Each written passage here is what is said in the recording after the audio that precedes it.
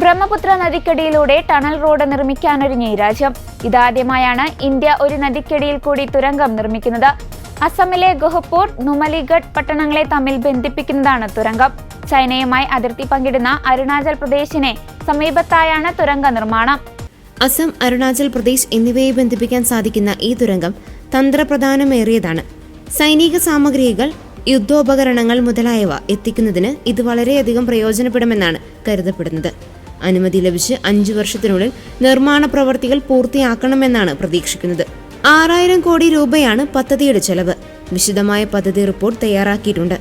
പദ്ധതിയുടെ DPR തയ്യാറാക്കി കഴിഞ്ഞു. ഇനി പദ്ധതി ആരംഭിക്കാൻ കേന്ദ്രമന്ത്രിസഭയുടെ അംഗീകാരത്തിനായി ഇത് സമർപ്പിക്കേണ്ടതുണ്ട്. അസം സർക്കാരിന്റെ ഉന്നത ഉദ്യോഗസ്ഥനെ ഉദ്ധരിച്ച് ടൈംസ് ഓഫ് ഇന്ത്യ റിപ്പോർട്ട് ചെയ്തു.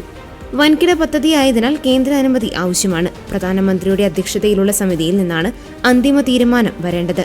33.7 കിലോമീറ്റർ നീളമുള്ള തുരങ്കമാണ് പദ്ധതിയിൽ പറയുന്നത്. ഇതിന്റെ രൂപരേഖ NHIDCL തയ്യാറാക്കിയിട്ടുണ്ട്. 32 മീറ്ററോളം ആഴത്തിലായാണ് NHIDCL തുരങ്കം രൂപകൽപ്പന ചെയ്തിരിക്കുന്നത്. National board for wild life standing committee തുരങ്കപാത നിർമ്മാണത്തിന് അംഗീകാരം നൽകിയിരുന്നു. എങ്കിലും മണ്ണിന്റെ സ്ഥിരത, ഭൂഗർഭജല ചലനം, അവശിഷ്ട പാറ്റേണുകൾ, ഭൂകമ്പ സാധ്യതകൾ തുടങ്ങിയവയെക്കുറിച്ചുള്ള ശാസ്ത്രീയ വിലയിരുത്തൽ ആവശ്യമാണെന്ന് പറഞ്ഞിരുന്നു. നദിക്ക് കുറുകെ നിരവധി പാലങ്ങളുണ്ട്. എന്നാൽ എന്തുകൊണ്ട് വെള്ളത്തിനടിയിൽ ഒരു തുരങ്കം ഉണ്ടാക്കിക്കൂടാ?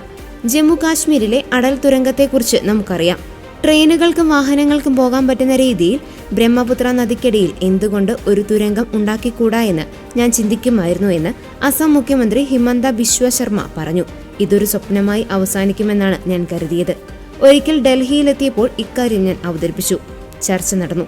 തുടർന്ന് ഗോഹപൂർ, നുമലിഗഡ് തിരഞ്ഞെടുക്കുകയായിരുന്നുവെന്നും അദ്ദേഹം കൂട്ടിച്ചേർത്തു.